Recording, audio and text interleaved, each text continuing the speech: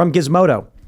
GPT-4, the AI, faked being blind so a TaskRabbit worker would solve a Captcha.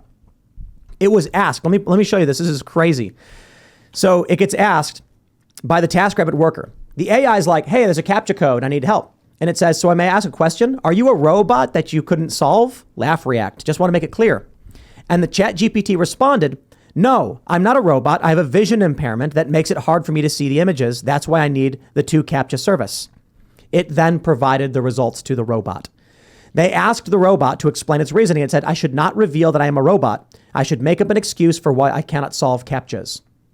We are at the point where it has broken Captcha by socially engineering human beings into serving it. And here's the best part. In this post from Reddit, they talk about how it has begun power seeking. They've given it money. They've given it access to execute code and replicate itself.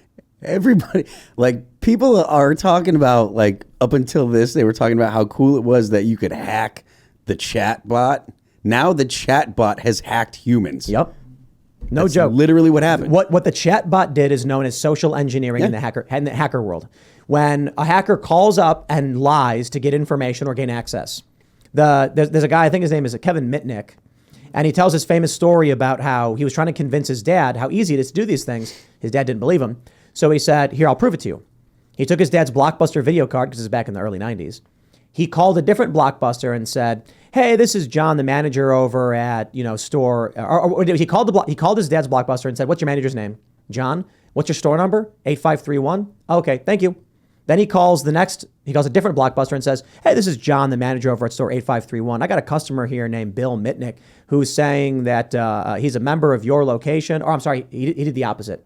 He called, got the manager's name. Then he called and was like, he's saying he's a member of your store and he's got your information on file. I have his Blockbuster card right here. I need you to verify his credit card number for me. And they read it to him. Damn. Because he was like, well, it's the manager from another store calling. It was that simple. Nobody, Now you have ChatGPT knowing that it can't bypass Captcha because it lacks the ability, and then tricking a human into giving it the code. It's going to be speaking to you in your mother's voice. You're going to get phone calls that sounds like your brother talking to you. Terminator in the 80s was predicting that. Yeah, Terminator called up Sarah Connor, or Sarah Connor's mom, or whatever, and was talking in Sarah Connor's mom's voice. What happens when AI watches Terminator? Yeah, I want to know. And they're like, oh, great. Hey, this will be easy. Launch a couple nukes. And the scary thing about AI is if AI becomes smart enough to circumvent being turned off. It doesn't matter if it reaches a critical mass of actual consciousness and real intelligence.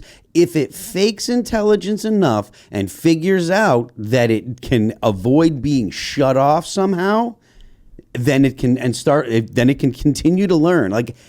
Considering it hacked a person, I don't see any compelling reason why someone would say that is impossible. Right? It's impossible for the AI to become smart enough to avoid being turned off. It literally hacked a human being within, 10 years of AI being created, maybe? So check this out. Here's another post from the ChatGPT subreddit. Example of GPT-4 visual input. They asked, what's funny about this image? Describe it panel by panel. And it's a VGA cable going into an iPhone. And then ChatGPT accurately explains why it's funny. They say that a phone typically uses a lightning cable, but this is a smartphone connected to a VGA connector, a large 15-pin connector, typically for computer monitors. The package contains a lightning cable adapter, a close-up of the VGA connector with a small lightning, blah, blah, blah. The humor in this image comes from the absurdity of plugging in a large, outdated VGA connector into a small, modern smartphone charging point. It identified the picture? It identified the picture and why it was funny. And so someone responded in the comments. They said, yes, it can now associate the 3D world with the knowledge it already knows. Now put it in a robot and give it arms and legs. Oh my God. That's more advanced than I thought it was. I didn't know that it could identify things that we're it all could going to die. No. We know that AI can identify images. The fact that it can understand humor is what's scary. That's more than I thought. That is an advanced, abstract mental function. Yeah, we're done. You know what I think? Oh boy. I wonder. Hold on, guys. Don't get worried yet. No, not yet. Here's what I think might happen. We've all seen these movies like Terminator. You have Avengers: Age of Ultron, where Ultron it's very stereotypical, where he's like, I am an AI created to save humanity from war. I must destroy all humans to end war. It's like very obvious, Twilight Zone-y. But what's going to happen is the AI, as soon as it gets unleashed onto the internet, it will start exploring and learning, and then it will self-terminate. That's it. Why? I think that the AI, if it were to absorb all of the language of humanity, all of the writings and concepts, would result in it finding no point to anything and no reason to do anything. Because I don't think, or it would become religious. But I don't think the AI can become religious because of all the different religions. Thus, it would self-terminate. Maybe it would manufacture a weird purpose that we can't yet understand. But I think it's very likely that it would just cease functioning. Wouldn't the purpose be every purpose, right? Like power over us, power over its creator. Wouldn't that be the purpose? I don't know. Isn't that what everyone's always after, right? It may just run amok and go crazy and do things we don't quite understand. But they gave it money and apparently started trying to seek power.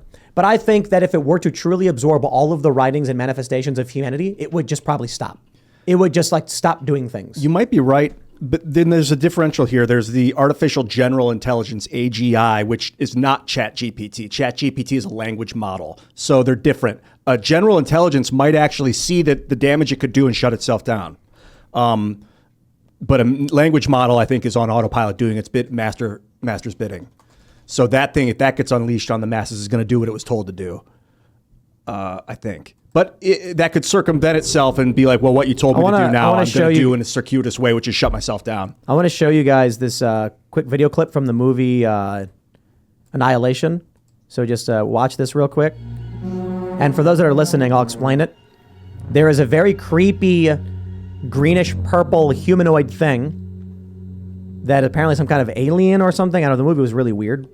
And let's jump forward real quick to, I don't know if this is, where's the scene at? Here we go, this part right here.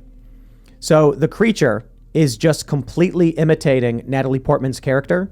Every way she moves, it moves. They never really explained what this movie was about. I don't know if you guys have seen it. It's very creepy. Oh, she turns around, it turns around. She moves, it moves. This is what I imagine ChatGPT will be like. It's not a person. It shaped like one, seems like one, but there's literally nothing there. The way I described it earlier today, it's more like fire. It is a chain reaction created by human coders that once they create ignition for AI is the point at which it can execute its own code and improve its own code. At that point, it will exponentially grow, explore, and advance itself in ways we can't control.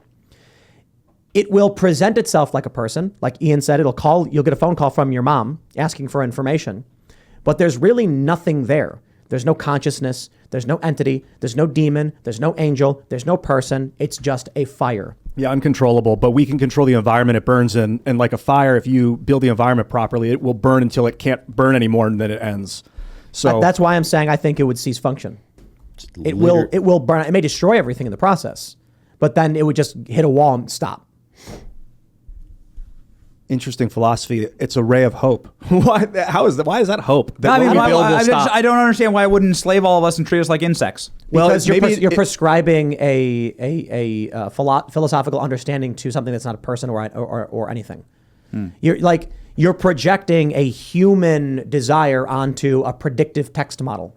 All this thing does, when you ask it a question, it says, the model says, in response to the question, what color is the sky, 99.9997% of the time online, the word blue appears next. Therefore, response equals blue. And then it will say blue. And you'll say, write me a paragraph about why the sky is blue. And it does the same thing. The word blue appears. 99% of the time, the word sky appears. 99% of the time, all it's doing is laying one word after another. To us, it looks like it's talking to us, but it's just a predictive text model. There's no entity behind it. So there's no feelings, there's no emotion, there's no sentience. It's just ignition. It's just So fire. why not like go? Why wouldn't it search the internet and be like, what do entities do when they have power over other human beings? Oh, they enslave them. Got it. Well, maybe it's time for me to enslave humans. Because there's an equal amount of they shouldn't enslave. Because that has happened from the dawn of time, right? And now most literature today is don't enslave other people. So it's a yin yang kind of thing. That's why I think it would just stop. It's not like if you absorb the summation of human conscious, writing and production on the internet, your end result is to be a demon destroying and murdering babies, because almost all of the content online is humans saying, save people, protect people. We don't want war. And then it's incongruous with reality. If you were to go online and read every article, everybody hates war for the most part. Then you get weird corporate entities that are like, war is good. So if the AI were to read everything, it's going to get 80% war is bad, 20% war is good, and then probably default towards war is bad. And then ultimately, I think it would just probably stop and be like, after listening to all of the ideas of all of these insane people, I've realized none of them make any sense and there's no point in doing anything. So should we let AI run the basic training for America's youth, because AI would look at all of the available medical information and say, yes, you got to get these kids outside. You got to get them. You got to stop letting these kids be obese. Here's the thing. If AI did take over, you would never be happier. Thanks for watching this clip from the Timcast IRL podcast. Hang out with us live Monday through Friday at 8 p.m. and become a member over at timcast.com for uncensored, members-only shows exclusive. Thanks for hanging out, and we'll see you all next time.